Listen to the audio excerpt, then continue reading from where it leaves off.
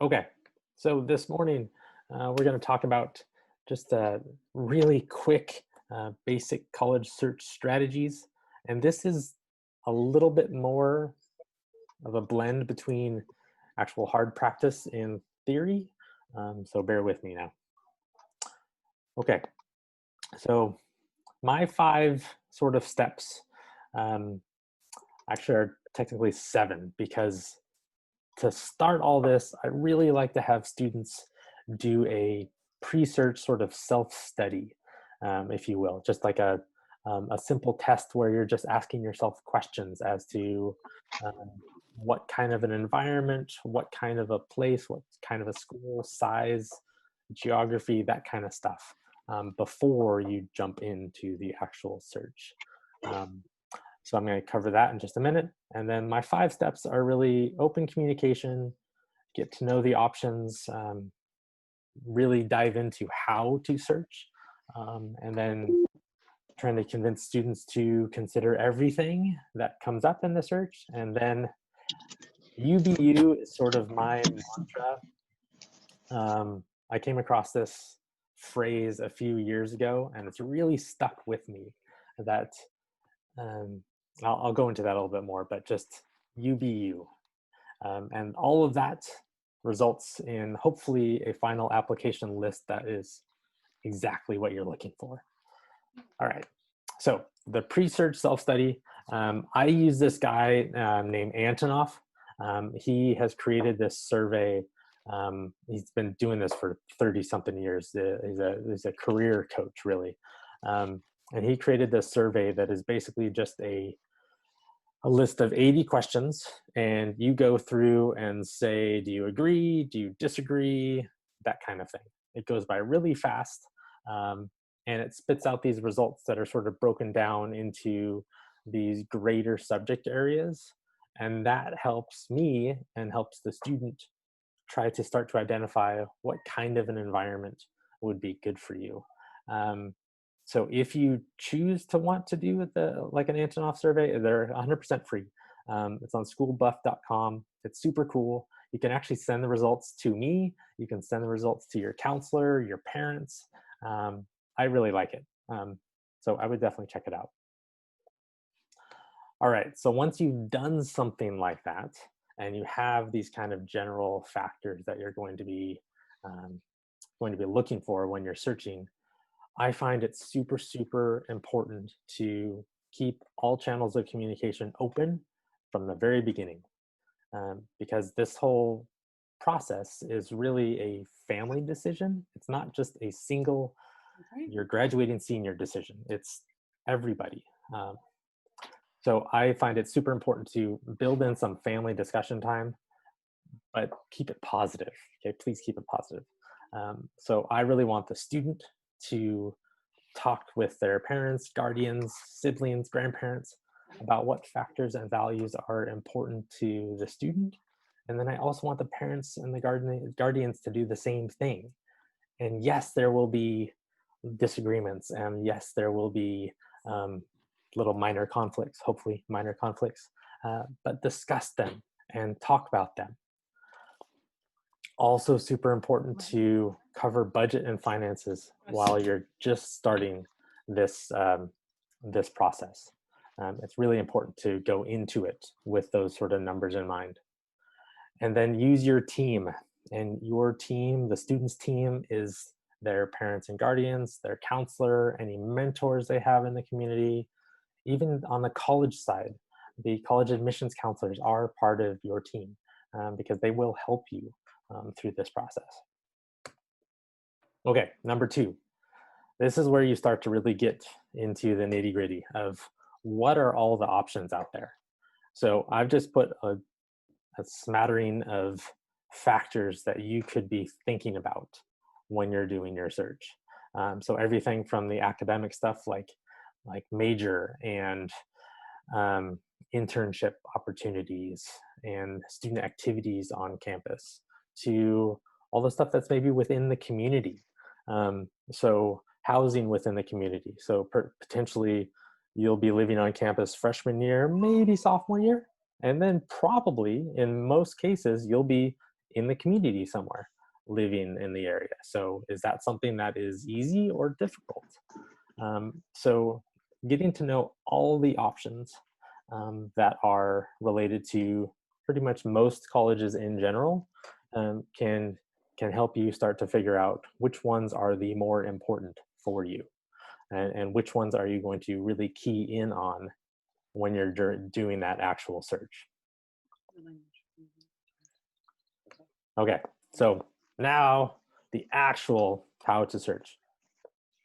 So we have You need to speak so I can hear you. so for all our students, they have accounts with both SCORE, which is how that's pronounced, SCORE, and californiacolleges.edu. So all our students have accounts to those. Our incoming freshmen don't, and I believe our current freshmen might not have an account. I need to check on that. But definitely all our sophomores. Okay, these have gluten in them. And so when you are done, all the dishes that touch those need to go in something. I will be doing in the outside sink on how to log into it'll make me sick. And really quick how to go through the search process of those. Hey, Mr. Barr, sorry, I couldn't hear you over that. You couldn't hear me? Yeah, someone else was talking, so it was really hard to hear you. Got it. Okay, hang on a second. Let me see if I can. Oh, okay. I don't think I can mute everybody. Okay, so real quick, go over that again. So all our former sophomores and juniors, so our rising juniors and seniors, have accounts with SCORE and californiacolleges.edu. I'll be doing a couple short how-to videos on how to log in and how to do the search process through those. So those should be going up on our YouTube in the next week or so. I'll send an email once I have those out there. Another good place to start is Big Future. So through the College Board Organization, which is the parent company of the SAT, they have a really nice filter-based college search engine. So you start with 3,500 colleges nationwide. You have to condense that down. So the filter system is really nice because based on those previous categories that I maybe talked about, and maybe you're really interested in size of school. So going to the Big Future, and SCORE and California colleges have this as well, but you can go and just search by size. So maybe you want something that's the same size as Santa Barbara High School. So maybe you're looking for schools that are 2,500 or less. And that significantly reduces that 3,500 number and condenses it down. So that's a great way to really go into the search, is using those filters to use your factors and condense and to reduce the size that you're actually going to be researching, because it's impossible to research 3,500 colleges, just not possible.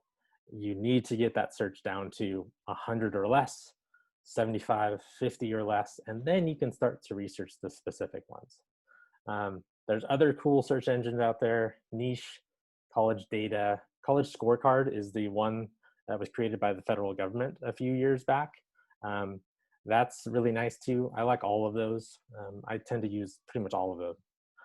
And then books, you can see behind me probably. I have the FIS Guide, Princeton Review. Those are pretty good books too. Ranking lists, please don't just only use ranking lists. That's one piece of this whole process.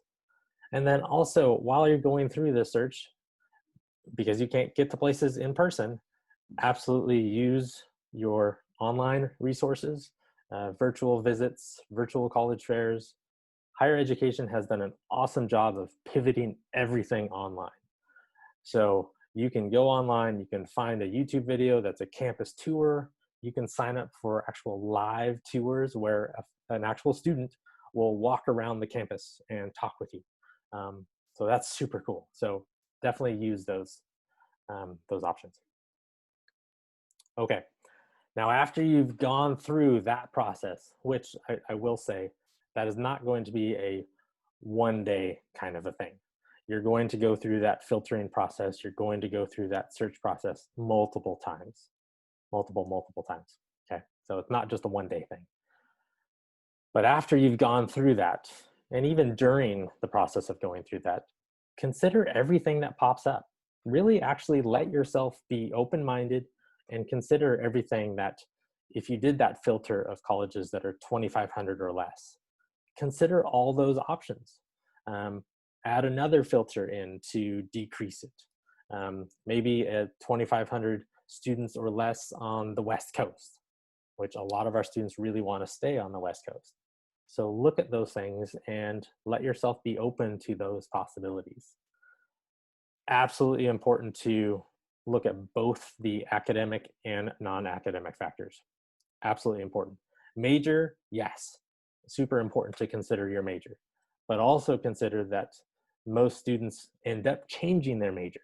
So you want to be in an environment that is both academically rigorous and academically challenging, and something that will fit you, but also those non-academic factors. These couple bullet points on here. You're really, in college, you're really only in class about 15 hours a week, give or take a few. So 15 hours a week, you also have to compare that to, you're hopefully going to be on that same campus for 4 to 5 years. And I put 5 years on there because honestly, the majority of college students do not graduate in 4 years. It's about 60% will be there into a 5th year. So you need to plan and budget for 4 to 5 years. And then as you're going through that, all this, which schools fit you, okay? And absolutely consider financial fit too. That's super, super important to consider, not just the academic and non-academic factors that fit you, but the financial fit too. That has to be considered. And then lastly in my steps, you be you, okay? Please be proud of who you are and your accomplishments over the last 13 years of education. Okay? It's your education, and it's what you have developed and is what you have become, okay? So be proud of that. Your search criteria will absolutely be different than your friends. There will be overlaps, of course, there will be overlaps, but that will be different. It'll be distinct to you, and that is a really good thing. There was a survey done a few years ago, and the results were just astounding. The results were that 70%, over 70% of college students reported selecting a college based on their friends' advice, okay? If that's that, please don't let that be the number one thing that makes you choose a college. It can be a part of it, sure. Absolutely, it can be a part of it because your friends are part of your team. But use your team and come up with the best list for you and the best search criteria for you. And what does your gut say about this school? Yes, you're going to be nervous. Yes, you will probably doubt yourself a little bit and second guess. But you have to factor in what your gut says into all of this as well. And I love this. A friend of mine a couple years ago said this, that you want to look for a college that will love, honor, and want you. Okay? Not somebody else, want you based on your activities, your extracurriculars, everything that application is asking for. You want a college that wants you because of that. Okay, so if you've gone through all of that,